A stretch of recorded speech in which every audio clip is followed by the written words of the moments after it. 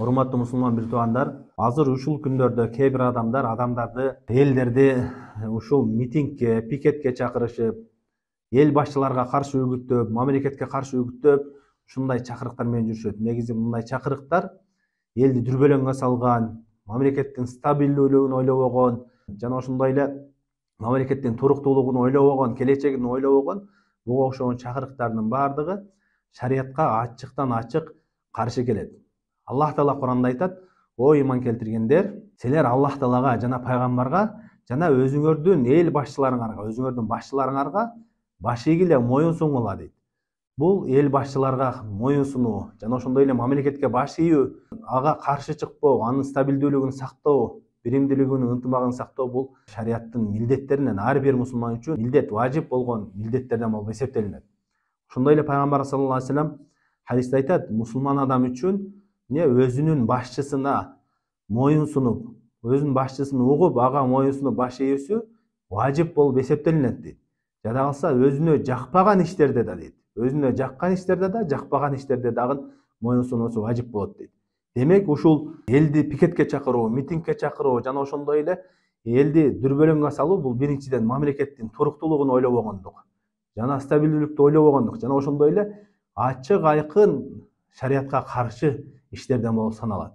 Ошон үчүн урматтуу бир туугандар, мындай чакырыктарга эч качан азгырылбашыбыз керек. Ошондуктан илгертен ахли сүнна ва жамаат алымдары жана ошондой эле ханафи алымдары өзгөчө ушул өздөрүнүн акыйда китептеринде баса белгилешип ушул маселени айтып кетишкен. Анткени бул бийликке баш ийүүдө көптөгөн жакшылык бар, мамлекеттин туруктуулугу сакталат. Ошон үчүн алар китептеринде айтышат: "Биз өзүбүздүн башчыларыбызга моюн сунуп баш ийебиз.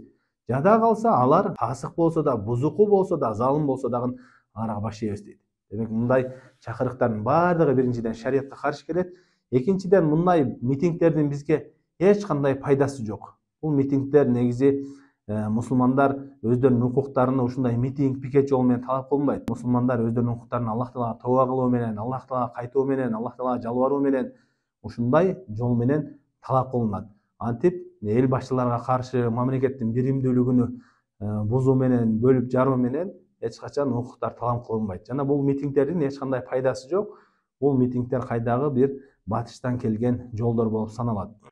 Биз башка өлкөлөрдөн ибарат алышыбыз керек. Ушинтип өздөрүнүн эл башчыларына каршы чыгып, митинг кылышып, пикет кылышып атып, канчалаган укуктарын жоготушту. Жада калса мамлекеттүүлүгүн жоготуп алышты. Ушул күнгө чейин ошол өлкөлөрдө туруктуулук жок, согуш бар. Ушундай болуп келатат.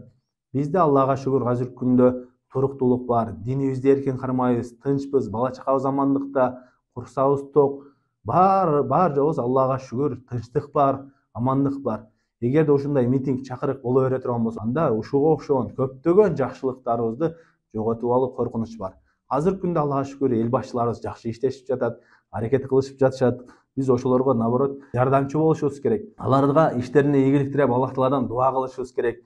Алар эми эле иштейин деп аракет кылса, аларды митинг кылып, пикет кылып, артка тарта бере турган болсок, эч качан өнүкпөйбүз.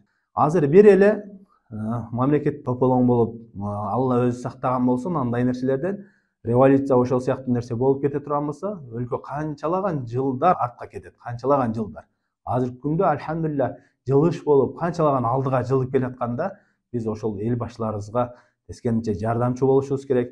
Аллах Тааладан алардын иштерине ийгилик тилеп, аларды колдоп, дуа кылышыбыз керек. Ушуга окшогон чакырыктарга азгырылып, ошолорго кайдагы бир адамдардын жеке кызыкчылыктарын курманчылыгы болуп калбашыбыз керек.